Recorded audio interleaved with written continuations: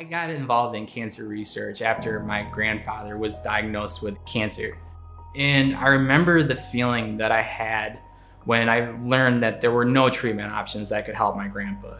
It just devastated me, and it felt so unfair that I knew that science was going to be the only thing that would be able to help people like my grandfather. And so that was what drove me to cancer research, with this idea that we have to develop therapies that provide options to people that have none.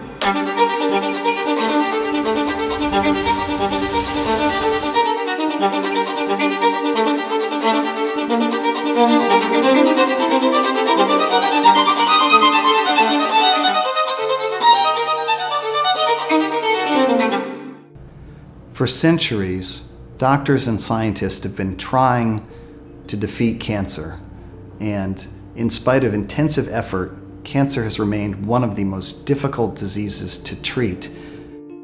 One of the few things in common across the hundreds of different types of cancer is the fact that regardless of what tissue it started in or which specific genes are altered in it, all cancers start to grow and divide more rapidly than the normal cells around them.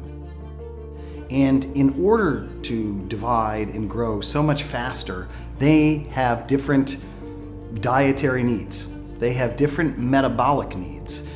They have to take up more sugars, more glucose, more amino acids, and more lipids from our diet or from the neighboring cells. And so scientists now understand that one way or another, tumor cells will rewire the biochemical pathways that make up their metabolism.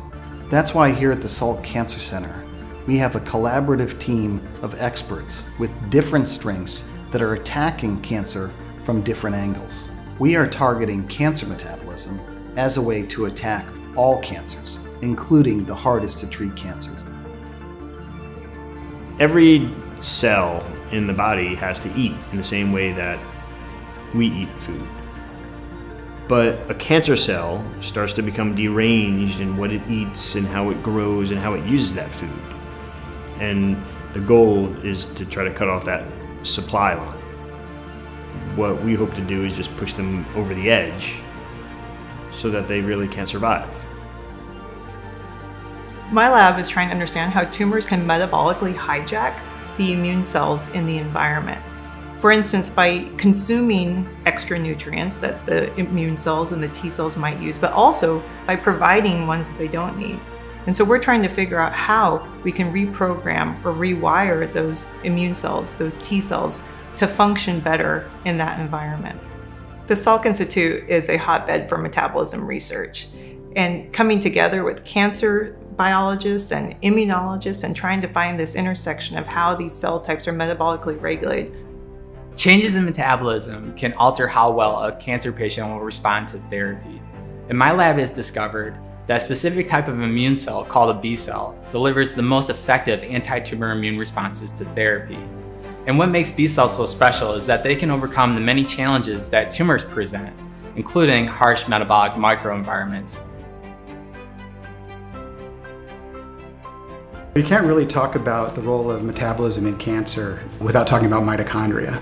Mitochondria are structures in your cells that called organelles, which basically take the food that you eat and convert that into a source of chemical energy called ATP that your cells, tissues, and organs utilize to do basically everything they need to do.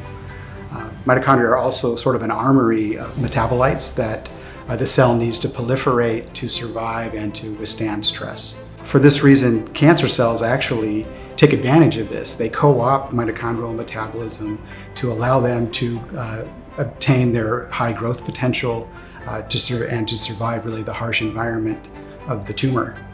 A key part of cellular metabolism is the ability of the cells to recycle some of the nutrients that they've already used up. And this allows them to conserve energy. And just like we think of recycling in our houses, it's a way for the cells to continue to grow with less input and still be able to continuously divide. And you can imagine in a tumor which lacks a lot of nutrients. It's hard to get oxygen, hard to get blood supply in. Being able to recycle its own nutrients is a huge advantage for the cancer cells. And so being able to target this core metabolic process really may be an insight into how we can kill these cancer cells. So my lab develops new technologies for studying metabolism. So while a lot of my colleagues are experts in biology and have key questions, we actually develop new tools, mostly using a technique called mass spectrometry. And what it does is it really allows us to detect and quantify thousands of metabolites from complex mixtures. And so 20, 30 years ago, these experiments were really not feasible because we didn't have the technology there. Now I can take a diseased cancer cell versus a normal cell, and I can look really broadly across all the metabolites and tell you which ones are changing. Or we can study a specific pathway in greater detail and understand how quickly that pathway is turned on in a cancer cell versus a normal cell. Having healthy circadian rhythm makes sure that our metabolism, immune system, and cell division are tightly controlled, not too much, not too little. And my lab has made the discovery that we can be master of our circadian rhythm by eating within a consistent window of 8 to 10 hours every single day. And when we do this, our metabolism remains optimum, our cancer cells cannot grow too fast, and that ensures that having good circadian rhythm prevents many types of cancer. For nearly 40 years, my lab has identified and defined genes called nuclear receptors that control how specific tissues in our body respond to diet, hormones, and exercise. The labs here, while small, the nature of the interactions expands their capacity to do novel work. The nature of the research is so captivating that people here from all around the world just want to work all the time. And that's what makes a difference. It's passion, it's thoughtful approaches, it's instinct. And by putting all those together, you get something really new.